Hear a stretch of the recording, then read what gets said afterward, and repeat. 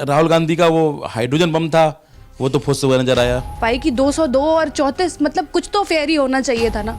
उनको कोई नहीं जानता, उनको इतना सब जानते हैं। उसके बावजूद अगर वो हारे हैं तो कुछ तो रीजन रहा होगा। 143 सीट तेजस्वी यादव को मिली, उसमें उन्होंने 56 सीटें तो केवल यादव को दे दिया। क्योंकि बहुत बड़ा ये घपला हुआ है बिहार चुनाव पे।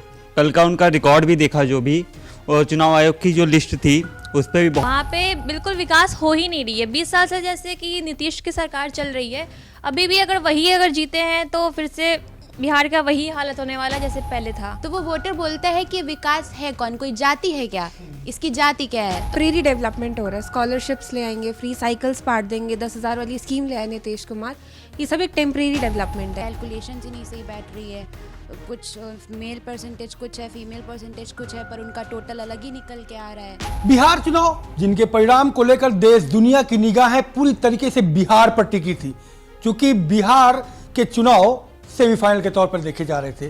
कारण क्या है कि बांग्लादेश, उड़ीसा और उसके बाद उत्तर प्रदेश, देश का सबसे बड़ा राज्य उत्तर प्रदेश, और उत्तर प्रदेश के नजरिए से बिहार के चुनाव सेमीफाइनल के तौर पर ही देखे जा रहे थे।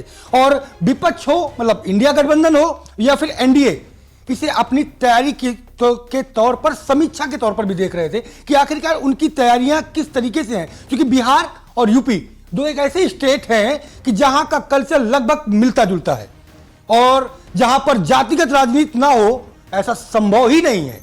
बिहार में जातिगत राजनीति चरम पर होती है, और वैसे ही यूपी के लोकसभा हो, विधानसभा हो या पंचायत चुनाव, यहां पर भी राजनीति होती है तो जातिगत होती है। हर गली मोहल्ले, हर बूथ की सियासत जात पर टिकी होती है। इस पूरी चुनाव के दौरान हमारी लाइव न्यूज एक्स की टीम ने पल पल काम किया, सुबह 7 बजे से रात 9 बजे तक काम किया। एक एक अपडेट, एक एक पल पल की खबरें, कहां किसकी कौन बिसात बिछा रहा है और उसकी काट कौन खोज रहा है, इन सब पर सबकी निगाहें, हमारी पूरी टीम की निगाहें थी। सबसे पहले हम आपको न्यूज रूम लेकर चलते हैं और उसके बाद अपने सीनियर सहयोगियों से इस पर पूरे तरीके से डिस्कस करेंगे कि आखिरकार एनडीए की जीत के वो 5 मूल मंत्र कौन थे, और हार के कारण तेजस्वी पीछे कैसे पहुंचे। क्या लालू की छाया, उनकी परछाई उनके पीछे पड़ गई, भूत बन गई, क्या क्या थे वो तमाम थ्योरियां हम आपको दिखाएंगे। लेकिन सबसे पहले न्यूज रूम पे हम आपको मिलाते हैं। हमारी पूरी टीम यहां पर मौजूद है। आज थोड़ा सा रिलैक्स है हमारी टीम, क्योंकि सुबह से ही काम करते थे। और देखिए आप कितनी तल्लीनता के साथ, हमारी पूरी यूथ टीम, ये कहा जा सकता है ये सब चक दे इंडिया है, और इन्होंने जमकर काम किया, जमकर पूरे देश को दिखाया। और बिहार के चुनाव पूरे देश में लाइव न्यूज के जरिए खूब देखा गया, खूब कहीं ना कहीं प्रशंसा हुई, लोगों ने हमें उत्साहित किया। ये हमारी पूरी टीम यहाँ पर काम करती है, और किस तरीके से काम करती है आप देख रहे हैं। और सब यहाँ पर मौजूद है। ये हमारे साथ सदब है। सदब, कैसा रहा चुनाव का अनुभव? पहला था अनुभव या सेकंड था? इसके पहले कभी चुनाव कराया? जी, पहले तो जो बिहार के जो नतीजे आए हैं वो देख के इतनी मायूसी हुई है, सब बहुत अफसोस हुआ है ये देख करके कि किस तरह से बिहार में बेसिकली ये उम्मीद नहीं थी हमें कि इस तरह से एक तरफा जीत जाएगा बेसिकली। और जो मतलब रिजल्ट्स आए वो तो इतने चौंकाने वाले थे कि मतलब क्या एट द एंड बस हमें उम्मीद नहीं इस चीज़ की रह पाई कि 202 और 34, मतलब कुछ तो फेयर ही होना चाहिए था ना। तो मुझे नहीं लगता कि ये चुनाव इतना फेयर ही था। चलो और डिस्कस करेंगे, सबके साथ में डिस्कस करेंगे। पूरी टीम यहाँ पर मौजूद है और पूरी टीम के साथ हम डिस्कस करेंगे। लेकिन सबसे पहले हम लाइव न्यूज एक्स के जो सीनियर सहयोगी हैं उनके साथ गंभीर मुद्दा पर चर्चा करते हैं, तमाम बिंदुओं पर डिस्कस करते हैं। उसके बाद फिर हम अपनी यूथ विंग के साथ भी चर्चा करेंगे कि आखिरकार हर घर की नौकरी फेल क्यों हुई। आखिरकार वो जो हर घर रोजगार दिया जा रहा था, युवाओं को नया बिहार दिया जा रहा था, ये सारे वादे गए कहाँ? क्यों हवा में उड़े ये वादे? क्या नीतीश कुमार का वो अनुभव 1,21,00,000 महिलाओं को एक साथ, एक देश का सबसे बड़ा ट्रांजेक्शन, क्या वो सफल रहा? तमाम बिंदुओं पर चर्चा करते हैं। सबसे पहले हमारे बड़े सीनियर सहयोगी विजय शुक्ला जी हमारे साथ मौजूद हैं। बहुत स्वागत है आज के डिस्कशन में सर। बहुत मेहनत करी आप लोगों ने। क्या अनुभव कहता है बिहार का चुनाव? संजय जी, जहाँ तक बिहार की बात है, बिहार में जाति हर गांव में, हर रग में बसी हुई है। उस जाति को तोड़ना इतना आसान नहीं है। लेकिन सवाल इस बात का उठता है कि जो नया युवा वर्ग पैदा हुआ है, जो जिनकी उम्र 20 साल है या 22 साल है, वो सबसे पहले देख रहे हैं विकास, सुशासन। जब हम लोग ग्राउंड पर गए तो हम लोगों ने ये देखा कि जो 60 to 70% ईयर के लोग हैं वो तो आज की डेट में जात पर कोई लालू जी का है सपोर्टर, कोई नीतीश जी का सपोर्टर है, कोई अन्य किसी का सपोर्टर है। लेकिन जो युवा वर्ग है उन्होंने अपने एक चमक देखी आंखों में, हमें रोज़गार चाहिए, हमारे यहाँ उद्योग लगने चाहिए, हमारी सड़कें अच्छी हों। जो नीतीश बाबू ने तरीके से किया है, गांव-गांव सड़क, गांव-गांव सब कुछ। अच्छा, उसके बाद भी एक चीज़ और भी है कि वो लोग भूले नहीं हैं उस जंगल राज को, जब हर जिले में एक माफिया पैदा हुआ करता था। आपको याद होगा साहबुद्दीन पैदा हुए, साहबुद्दीन ने पूरा क्षेत्र इस तरह विकसित किया कि वहाँ पर उनका साम्राज्य चलता था। लोग कहते हैं कि वहाँ समानांतर सरकार भी चलती थी। अब इसके बाद आ जाइए मोकामा, नवादा, गया, सब जगह हर जिले में उनका एक माफिया हुआ करता था। लोग उस चीज़ को भूले नहीं हैं। इनके आने के बाद कम से कम अगर समूल नष्ट नहीं हुआ लेकिन कम तो हुआ। लोग शांति चाहते हैं, लोग अराजकता नहीं चाहते। मेन मुद्दा इसमें ये था। बिंदु अगर जीत के कहे जाएं विजय जी तो क्या आप देते हैं और कितने नंबर देते हैं नीतीश कुमार? देखिए, आज के समय में नीतीश कुमार को 10 में 10 नंबर दिए जाते हैं। क्यों? जो उनके मुख्य 5 बिंदु थे, सबसे पहले उन्होंने ये किया कि जो महिला सशक्तिकरण के नाम से 10,000 रुपये महिलाओं के अकाउंट में गया, उसमें उन्होंने कोई जाति, कोई धर्म, कोई किसी प्रकार का भेदभाव नहीं किया, चाहे वो मुस्लिम महिला हो, चाहे हिंदू महिला हो, या किसी भी जात की क्यों ना हो। 10,000 गए तो कॉमन सी चीज़ है कि जिसके खाते में 10,000 जाएंगे तो एक अंडर करंट होता है लोगों का। वो महिलाओं ने खूब वोट दिए। 50% आबादी को उन्होंने साधने की कोशिश की, जिसमें वो 35 से 40% सफल भी रहे। दूसरा जो सबसे बड़ा कारण उसमें ये था कि वृद्धावस्था, जो बुजुर्ग लोग थे, पहले पेंशन हुआ करती थी 400 रुपये, उसको उन्होंने बढ़ा करके 1100 रुपये कर दिया। 1100 रुपये वृद्धों के लिए एक हैंडसम अमाउंट है। अच्छा, एक चीज़ और वहाँ भी है, वहाँ सबसे बड़ा उद्योग है तम्बाकू। तम्बाकू वहाँ का 90% बुजुर्ग सेवन करता है। उसको तम्बाकू के लिए, अन्य प्राथमिक आवश्यकताओं के लिए अगर उसको 1100 रुपये मिल जाते हैं तो क्या खुश नहीं होगा वो? तीसरी चीज़, प्रधानमंत्री नरेंद्र मोदी ने बार बार टारगेट किया लालू यादव के जंगल राज को। उस जंगल राज में उन्होंने कट्टा का भी प्रयोग किया, ये कट्टे चलते थे, बंदूकें चलती थी, इस तरह की बातें हुई तो लोगों के अंदर एक भय महसूस हुआ। आज भी बुजुर्ग अपने बच्चों को बताते हैं कि भाई लालू यादव के राज्य में यहाँ ये हुआ करता था, 5 बजे के बाद महिलाएं निकलती नहीं थी, 7 बजे के बाद लोग घर से नहीं निकलते थे। एक माहौल था। तीसरा सबसे बड़ा ये कारण था। चौथा सबसे बड़ा कारण था कि आप ये देखिए 143 सीट तेजस्वी यादव को मिली, उसमें उन्होंने 56 सीटें तो केवल यादवों को दे दिया। आपने हर जगह ट्रेंड चल रहा है, सवर्ण बिरादरी को बाहर करो, सवर्ण से दूरी बनाओ। आप क्या समझते हैं कि जिस गांव में एक सवर्ण का परिवार है उसके साथ 10 परिवार ऐसे अदर कास्ट के जुड़े होते हैं, मरना जीना साथ में होता है। बच्चा पैदा हुआ तब भी पंडित जी की ज़रूरत है, अगर मर जाता है आदमी तब भी पंडित जी की ज़रूरत है। आप इस जाति बंधन को कैसे हटा सकते हो? आज की जनता, आज के लोग विरोध नहीं बर्दाश्त कर सकते, किसी को आप गाली दें। चौथी चीज़ क्या हुई? प्रधानमंत्री मोदी के माँ को गाली दी गई, सब लोगों ने देखा। कौन बर्दाश्त करेगा?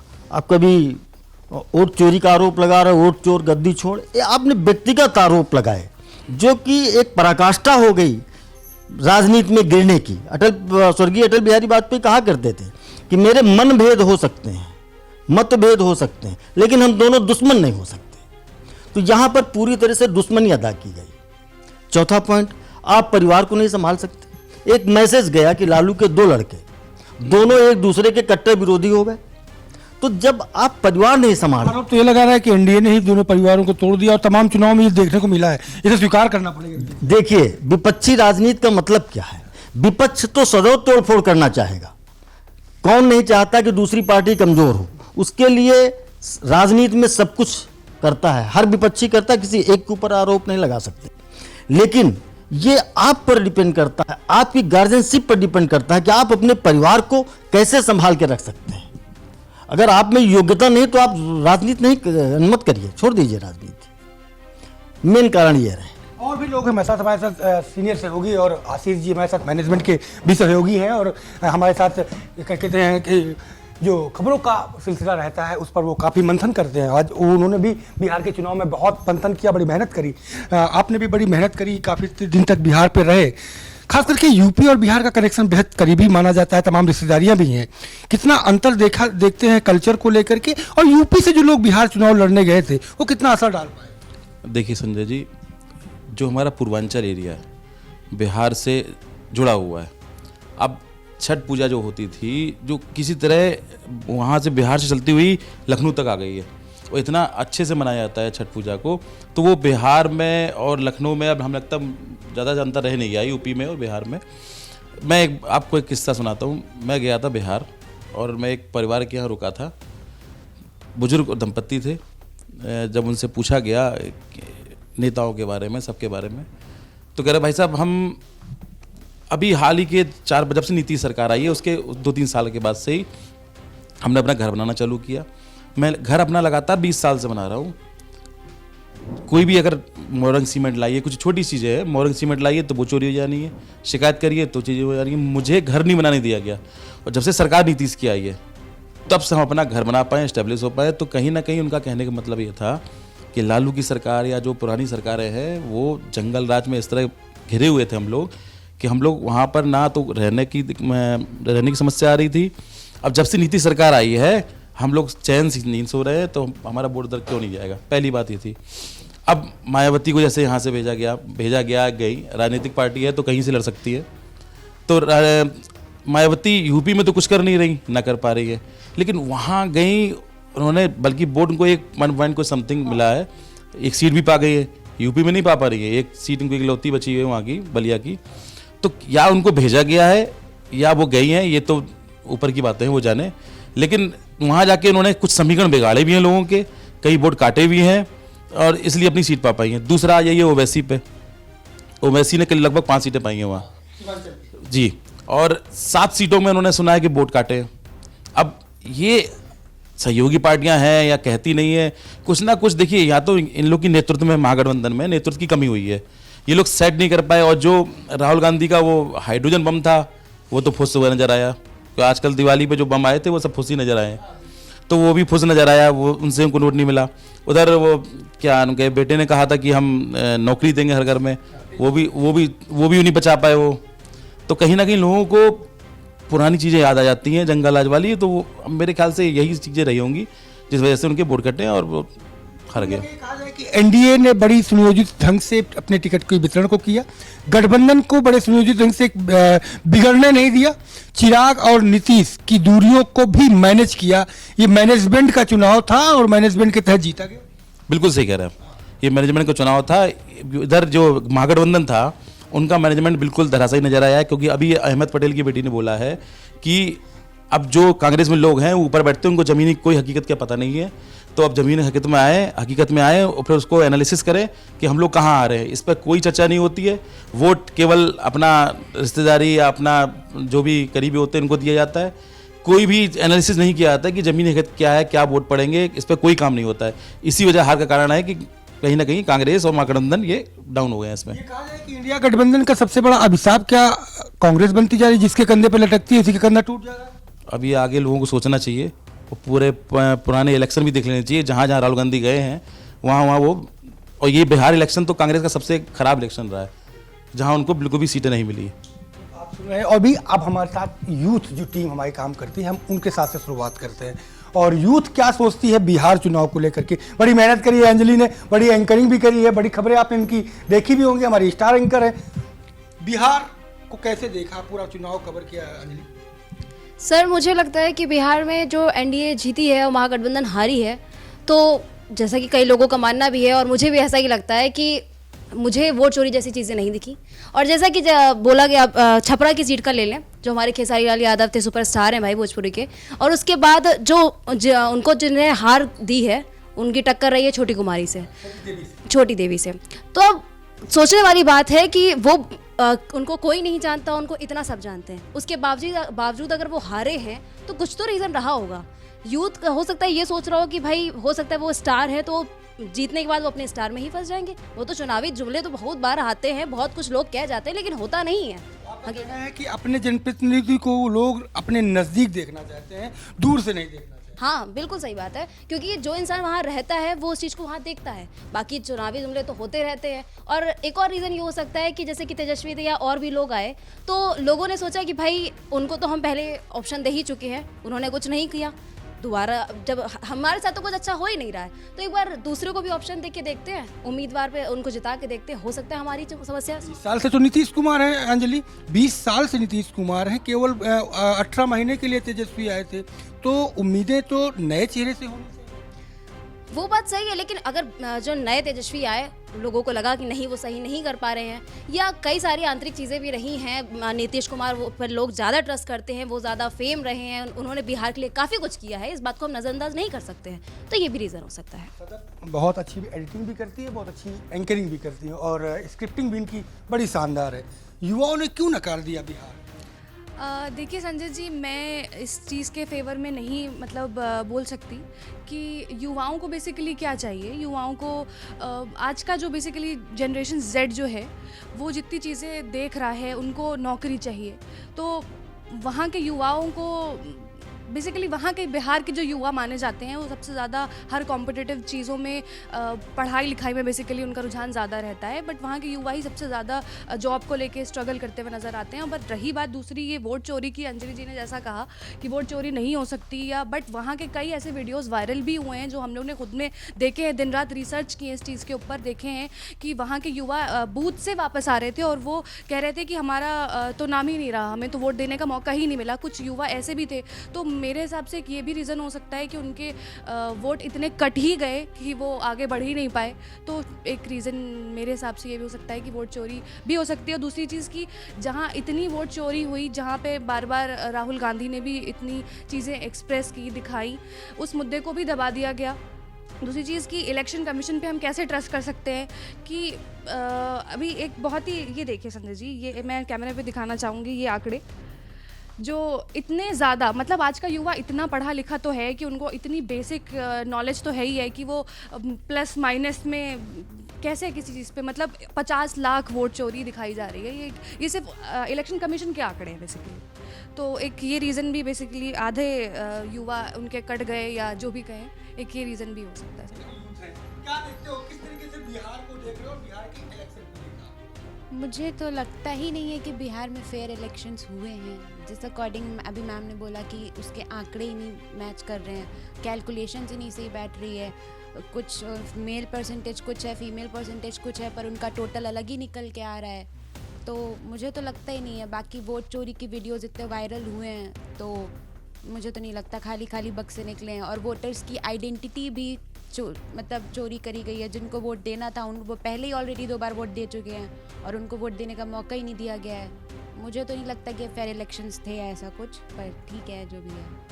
अगली यूथ बिहार की ही है, हमारे साथ हमारी टीम की कोर कमेटी की टीम की मेंबर है।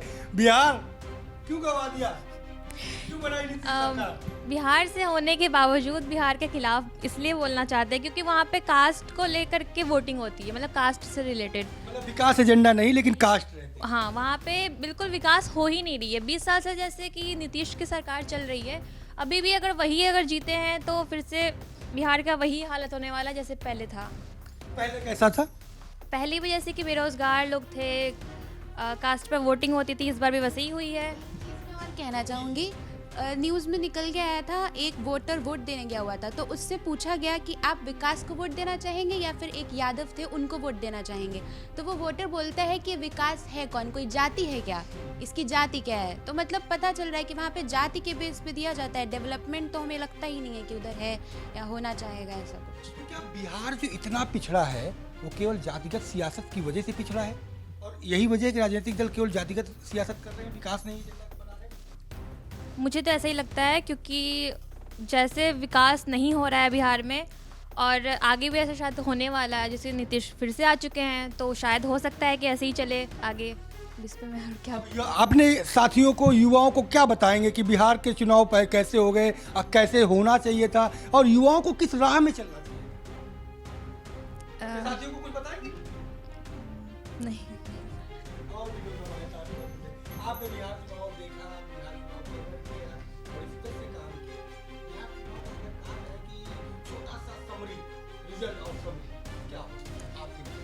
मैंने जो एनालिसिस किया उस पर यही था कि सबसे पहला कारण लोग हमेशा अपनी कास्ट को वोट देते हैं।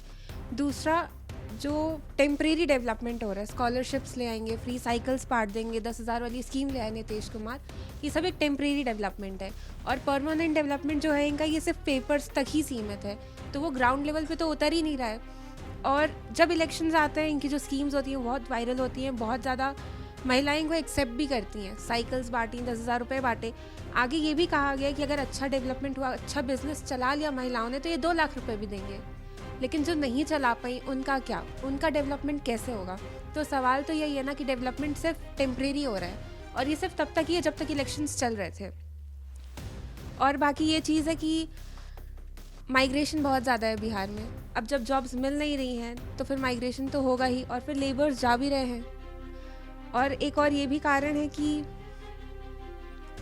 1.5 करोड़ नौकरियों का बोला गया है, पर नौकरियां तो सरकार के पास खाली 15 लाख ही है ना। तो आपने 1.5 करोड़ लोगों को बोल कैसे दिया कि वो हर घर में सरकारी नौकरी पहुंचाएंगे? ये सबसे बड़ा स्कैम था जो मैंने देखा। आप देख रहे हैं बिहार को लेकर के अलग अलग जो नजरिए हैं वो बने हुए, और बने क्यों ना हो, क्योंकि 20 साल से एक सरकार बनी हुई है। जो वादे अभी इस इलेक्शन के 2025 के इलेक्शन में किए गए, क्या ये वादे पहले पूरे नहीं किए जा सकते थे? तमाम सवाल जो है वो अभी कौतूहल का विषय बने रहेंगे। और अभी हफ्ते 2 हफ्ते, ये इंडिया है, यहाँ हफ्ते 2 हफ्ते जिंदा रहते हैं सवाल, उसके बाद सब अपने में व्यस्त, सब अपने में खो जाते हैं। और भी यूथ हमारे साथ मौजूद हैं। और सरदार जी की हाल है? बढ़िया सर। कैसा देखा बिहार चुनाव? सर बिहार चुनाव देख के तो अब चुनाव आयोग से मतलब कोई रणनीति नहीं चल पा रही है, क्योंकि बहुत बड़ा ये घपला हुआ है बिहार चुनाव पे। कल का उनका रिकॉर्ड भी देखा जो भी, और चुनाव आयोग की जो लिस्ट थी उस पर भी बहुत घपला हुआ है। और बाकी रैलियों पे भी, जैसे ज्योति सिंह भी खड़ी थी चुनाव पे, उन्होंने भी चुनाव आयोग की उल्लंघना की, लेकिन उस पर भी कोई कार्रवाई अभी तक नहीं हो पाई है। बाकी युवा भी है सर चुनाव का, बाकी और भी कई राजनीति जी। चुनाव के यूथ के पास कई कारण हैं, और कई कारणों को वो गिना भी रहे हैं। 5 कारण फिर से जान लेते हैं विजय जी से। अब 5 कारण मुझे और बता दीजिए, जनता को मैं बता दूं कि बिहार में क्यों फेल हो गई तेजस्वी की चाल, कहां से नीतीश कुमार बन गए जो है एनडीए की ढाल। देखिए संजय जी, सबसे बड़ी चीज़ ये है कि आज की जनता जागरूक है। ये आरोप लगा देना किसी पर कि ये धांधली हुई, वो धांधली, मुझे याद है जब बैलेट पेपर से चुनाव होता था तो जो दबंग प्रत्याशी होता था वो बूथ पर घुस के 10-5 गड्डियाँ इकट्ठा करते थे, उसके 4 चमचे लोग होते थे, ठपाठप ठकाठक मोहर लगाते थे और बैलेट में चला जाता था। वो बिल्कुल बंद हो गया। दूसरी चीज़, अभी सदब जी ने कहा कि जो वहाँ SIR लागू हुआ है, SIR है क्या? SIR बेसिकली ये है कि एक आदमी का एक वोट होना चाहिए। हमने देखा है कि बिहार का आदमी दिल्ली जाता है, वहाँ उसका वोट बन गया, चेन्नई गया, वहाँ उसका वोट बन गया, वो जहाँ जहाँ जाता है उसका एक वोट बन जाता है। कहने का मतलब एक आदमी 7 जगह वोट डाल रहा है। SIR में इलेक्शन कमीशन ने क्या किया कि आपकी एक आदमी की केवल एक वोट होगी, जहाँ आप चाहें वहाँ डाल सकते हैं। यदि आपका किसी कारण से वोट कट गया तो एक फॉर्म 6 होता है, फॉर्म 6 को भर करके आप डायरेक्ट इलेक्शन कमीशन पे आवेदन करिए, और आवेदन करने के बाद आपका नाम जुड़ जाएगा, उसका सर्वे होगा। तो ये गलत कहाँ से है? हाँ, होता तो तब था जब एक आदमी 7 जगह वोट डालता था। मान लो एक यादव गया और 7 जगह उसने वोट डाला, तो उसने 7 लोगों को इफेक्टेड किया कि नहीं किया? SIR तो एक बहुत अच्छा मुद्दा है जिस पर किसी का विरोध होना ही नहीं चाहिए। दूसरी चीज़, अब आ जाइए वोट चोरी पे। इसी को राहुल गांधी ने वोट चोरी एक ऐसा मुद्दा, और वो भी व्यक्तिगत आरोप, प्रधानमंत्री पर आप व्यक्तिगत आरोप लगा रहे हो। आज के समय में व्यक्तिगत आरोप की राजनीति नहीं चल सकती, न पहले कभी हुआ करती, चाहे इंदिरा जी के समय हो, चाहे नेहरू जी के समय हो, सब विरोधी थे लेकिन दुश्मन नहीं थे। आज आपने इस हद तक ला दिया, दुश्मनी की हद तक। तीसरी चीज़ क्या है? आपका नेतृत्व अस्पष्ट है, नेतृत्व में नेतृत्व देने की क्षमता नहीं है। आप कभी बात करते हो कि हम इनके साथ रहेंगे, कभी बात करते हो उनके साथ रहेंगे। आप एक चीज़ मुझे बताइए, 14% जो मुस्लिम वोटर वहाँ का, वो राष्ट्रीय जनता दल का वोटर था। इन्होंने क्या किया? मुकेश साहनी को इन्होंने सबसे पहले बना दिया, आपको डिप्टी CM बना रहा है। 3% वोट के लालच में उसका फायदा किसने उठाया? ओवैसी ने कहा। ओवैसी बोले कोई अब्दुल चटाई नहीं बिछाएगा। तो मुस्लिम वोटर्स के बीच में कंफ्यूजन हुआ, वोट तो हमसे लेते हैं, लेकिन जहां दावेदारी की बात, संभाव्यता की बात होती, वहां हमको किनारे कर दिया जाता है, वो अपने को ठगे महसूस करते हैं। तीसरी चीज़, वहां पर जो जात की बात होती है, यादव के बाद अगर सबसे बड़ी जाति होती तो कुर्मी वोटर नीतीश जी के साथ लगातार जुड़ा रहा। छोटी छोटी जो जातियां हैं, वो अदर का ब्राह्मण है, ठाकुर है, इनके साथ मिल करके तो एक चीज़ और भी देखने को मिली, वहाँ पर नीतीश कुमार के खिलाफ एंटी इनकम्बेंसी नहीं दिखी ग्राउंड पर। इसका मतलब है कि उसमें कुछ न कुछ तो क्वालिटी है ही। अगर आपके साथ चले जाते हैं तो प्रधानमंत्री पद के दावेदार हैं, अगर वही विपक्ष में आ जाते हैं तो वो कुशासन बाबू हो गए, सुशासन की जगह पे कुशासन बाबू हो गए। तो जो सुशासन और कुशासन की लड़ाई चलती रही, उसका सीधा असर आम जनता को पड़ा। तीसरी चीज, अभी आपने पूछा कांग्रेस, सच्चाई ये है कि कांग्रेस जहां जहां भी है वहां इसने जातियों को लड़ाने का ही काम किया। आप कर्नाटका ले लीजिए, वहां दो समुदाय हैं, वोकालिंगा और एक और समुदाय है। तो दोनों समुदाय में इन्होंने एक समुदाय को कहा कि तो हिंदू है ही नहीं, दोनों विरोध होने लगा। तो ये इनका काम केवल लड़ाई करना। दूसरी चीज, आप डायरेक्ट कहते हो प्रधानमंत्री मोदी को पनौती है। अरे आप अपने में तो देखिए, जहां जहां आप गए वहां, मैं अपने मुंह से नहीं कहना चाहता कि आप भी पनौती हो, लेकिन जहां जहां भी आप गए वहां पर आपने हराया ही है, जिताया नहीं है। लास्ट कमेंट हम आशीष जी से और ले लेते हैं कि बिहार में 20 साल नीतीश कुमार की सरकार, लेकिन बिहार का वो दाग नहीं हट पाया जो जंगल राज, दूसरा कि बिहार लेबर कारखाना भी कहा। बिल्कुल सही कहा आपने संजय जी। बिहार से ज़्यादा मजदूर आप मुंबई, दिल्ली, कर्नाटक, मतलब हर जगह लेते हैं। इस बार क्या रहा कि दिवाली त्यौहार पड़ गए, तो इधर त्यौहार पड़ गए, सारे मजदूर वापस आ ही गए थे घर अपने। इधर इलेक्शन भी स्टार्ट हो गया, इलेक्शन हो गया, अब उधर महिलाओं को 10-10 हज़ार अकाउंट में मिल गए। तो अब मजदूरों ने भी सोचा कि कहाँ तक ये भागा दौड़ हो, ख़त्म हो, कोई सरकार इस्टेब्लिश्ड हो, आए यहाँ दोबारा तो कुछ प्रोग्रेस हो हम लोगों का, हम लोग को यहीं पर रोज़गार मिल जाए। ये एक बड़ा, एक कह सकते हैं ये भी रहा होगा, क्योंकि सारे मजदूर कोई वापस नहीं गए, वोट बढ़े, क्योंकि हमेशा वोट परसेंटेज 46 या 50 के अंडर रहते थे, इस बार 65-70 हम लोग पहुँचे हैं। तो ये कहीं ना कहीं बहुत बड़ा कारण रहा है मजदूर का भी कि ये लोग रहे यहाँ पर। और इधर हम, मेरे ख्याल से एक और रिपब्लिक में सुनने में आया है कि जाति को अब उन्होंने पीछे छोड़ दिया है, अब केवल उनको डेवलपमेंट चाहिए, जो नीतीश कुमार की सरकार पहले दी थी, क्योंकि नौकरियां भी जो वहाँ निकाली गई थी तुरंत उस पर एक्शन हुआ और सबको नौकरियां मिल गई। अब इधर अब जब फिर केंद्र में भी उनकी सरकार है और फंड भी अच्छा मिल रहा है, तो ये कहीं ना कहीं कारण है कि बिहार में फंड अच्छा आएगा। तो लोगों को दिख रहा होगा, अब देखिए सब पढ़े लिखे हैं, सब जानते हैं कि कैसे चीज़ें आगे बढ़ानी है, कैसे आगे हम लोग को प्रोग्रेस करना है। तो ये एक बड़ा कारण रहा होगा नीतीश को वोट देने का। बहुत शुक्रिया हमसे बात करने के लिए। तो आप सब ने देखा कि पूरी तरीके से बिहार का चुनाव कैसा रहा, और बिहार के चुनाव पे किदवंतियाँ बहुत हैं। कहते हैं कि जब अंत भला तो सब भला। एनडीए का अंत अच्छा हुआ, क्लीन स्वीप टाइप का किया, बिहार में विपक्ष की कमर टूटी, फ्लैट जमीन पर गया। अब 5 साल वो विचार करें गलतियां कहाँ हुई, फिर से तैयारी करें, तब तक नया संदेश आएगा, नए युवा आएंगे और उनके बीच में अपनी बातें रखें। लेकिन फिलहाल बिहार में सुशासन बाबू का राज चलेगा। उम्मीद यही है कि एनडीए फिर से उन्हें सीएम बनाएगा। एक बार फिर से नीतीश कुमार सीएम की शपथ लेंगे और जो उन्होंने वादे किए हैं वो वादे निभाएंगे। और मैं भी उम्मीद करता हूं कि बिहार के सीने पर, बिहार की पीठ पर जो वो तमाम आरोप लगते हैं कि लेबर कारखाना है, पलायन रुकना चाहिए, रोजगार मिलना चाहिए, और बिहार जो बौद्धिक क्षमता वाला प्रदेश कहा जाता है, वो बिहार जहां से क्रांति निकलती है तो पूरे देश में बदलाव आता है। बिहार वो अपनी भौगोलिक पुराना परिदृश्य वापस लाएगा। आध्यात्मिक रूप से जो पूरे देश की क्षितिज पे छाता था, जो बौद्धिक क्षमता से पूरे देश में जाना जाता था, वो फिर से वापस आएगा। तब तक के लिए बने रहिए। अब तक के लिए बस इतना ही। कैमरा पर्सन पंकज गुप्ता के साथ मैं Sanjay Pratap Singh Chauhan, live news X, Lucknow.